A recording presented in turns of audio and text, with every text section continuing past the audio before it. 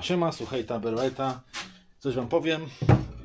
A odnośnie mojego upgrade'u, mojej perły, co będę robił. A mianowicie będę zakładał ten oto tutaj piękny akumulator stary, który mam. On ma 4 lata. Kupiłem sobie już nowy, taki sam. I będę zakładał go jako hotelowy. I mam tu akcesoria. Tu się nie przejmujcie, tutaj robiłem co nieco, mogę to w ogóle schować i... O, cyk, tego nie ma. I patrzcie, co sobie nakupowałem. Różne rzeczy. To nie, to jest do roweru. O, tutaj zobaczcie. Kupiłem sobie przewody do połączenia jednego akumulatora z drugim. I początkowo kupiłem kable 16 mm kwadrat, o takie grubaski. No, niektórzy łączą takimi kablami, ale mówię, kurde, robię dla siebie kij z tym. Kupuję 32 mm kwadrat, to jest taki już grubasek. Mówię, jak robić, to już porządnie, więc będzie na 32 mm. 35, przepraszam, 35 mm kwadrat to jest.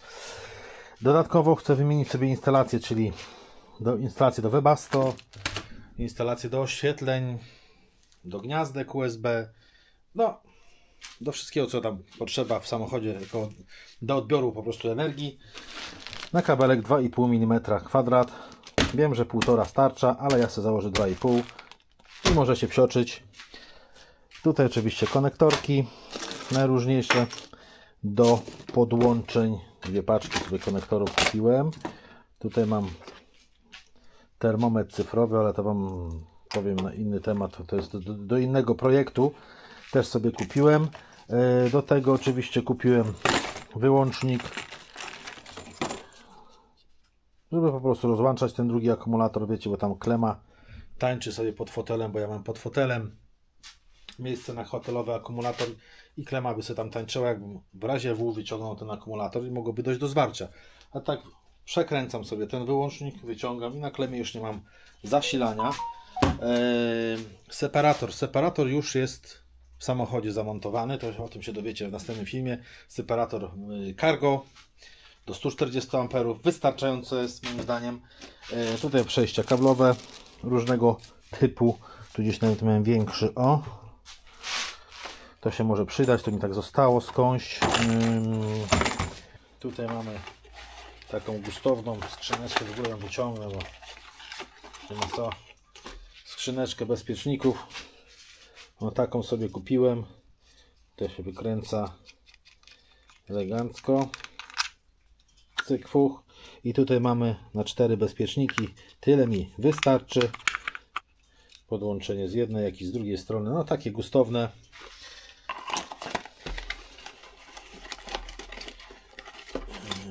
Dobra, niech sobie to będzie tu. Tutaj mamy wszelkie uchwyty kablowe, takie standardowe, jak się w chacie stosuje. Może się przydadzą, może nie, któż to wie.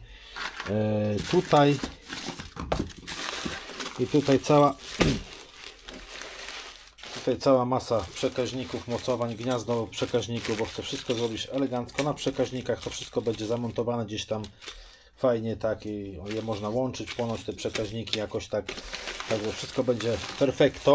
I tu, słuchajcie, siedzi coś, co jest w parcelach zainteresowań, bo wiecie, ja nie potrafię zrobić tak jak każdy normalny człowiek. Wsadzić sobie akumulator, podłączyć jako drugi hotelowy, separator z bani załatwiony. Nie. Marcin musi mieć wtyczki, przełączniki, mierniki i te sprawy. I w tym celu tutaj zawartość tego opakowania właśnie jest. Patrzcie. Tak sobie Marcin wymyślił. O! Takie coś. Zamontujemy to przy fotelu. To wszystko będzie oczywiście. Fajny taki panel, bo mamy od razu wskaźnik naładowania akumulatora. Tutaj są gniazda USB, to akurat jest mi zbędne przy fotelu, no ale było, to wziąłem. To jest gniazdo zwykłe, zapalniczki, to się też może w sumie przydać przy kierowcy, wiecie, tam coś, jakąś pompkę, czy na materac napompować, cokolwiek.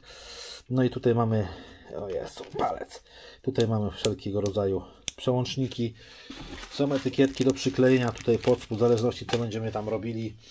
No oczywiście, no będę miał różne, wiecie, oświetlenie kabiny, Webasto, pompka z tyłu, na przykład przetwornica, no i coś tam, takie różne rzeczy. Tu zobaczcie, wszystko jest pozabezpieczane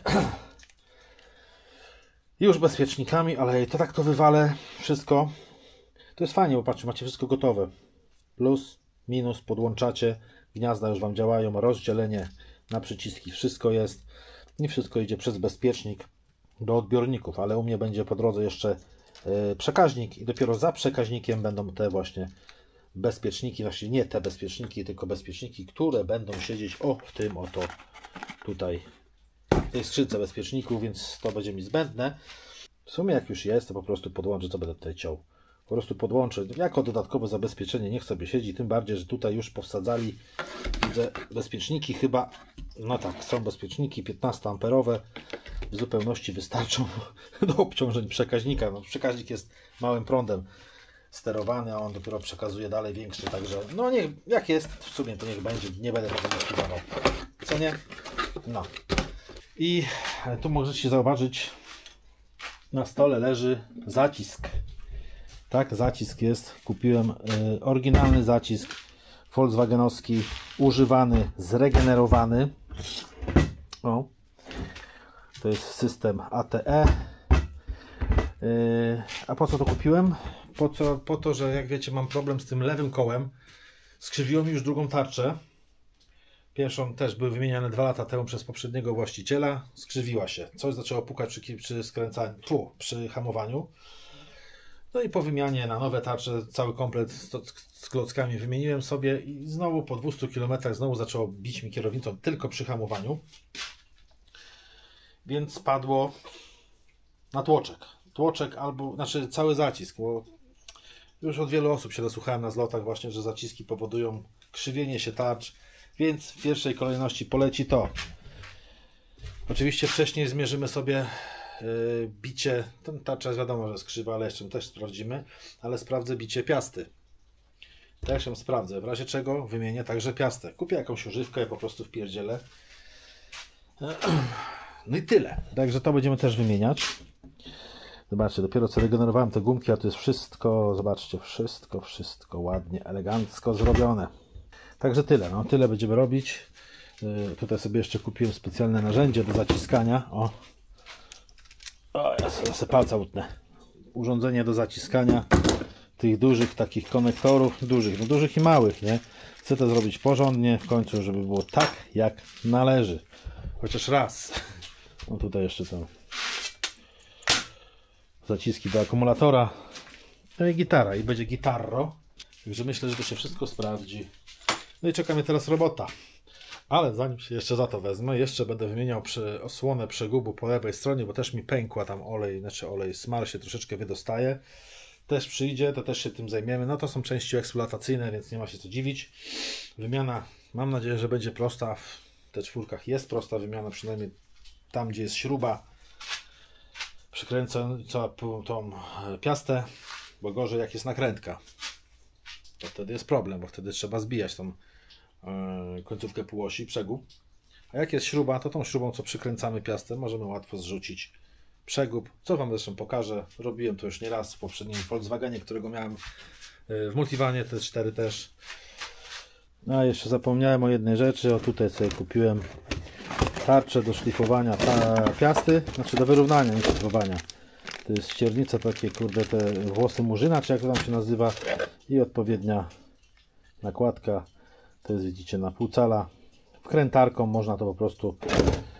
To służy do czyszczenia przed założeniem tarcz. To powinien zastosować na samym początku, jak tarcze zmieniałem, no ale człowiek uczy się na błędach i po prostu kupuje, inwestuje w różne rzeczy. To się przyda na przyszłość na pewno, bo już nie jedną tarczę w życiu zmieniałem i pewnie nie jedną jeszcze zmienię. Także tyle. Tyle. Będziemy się po prostu bawić. Dobra, kończę, bo mi zimno w garażu. Jestem w koszulce, a trochę piździ dzisiaj. Także trzymajcie się i do następnego.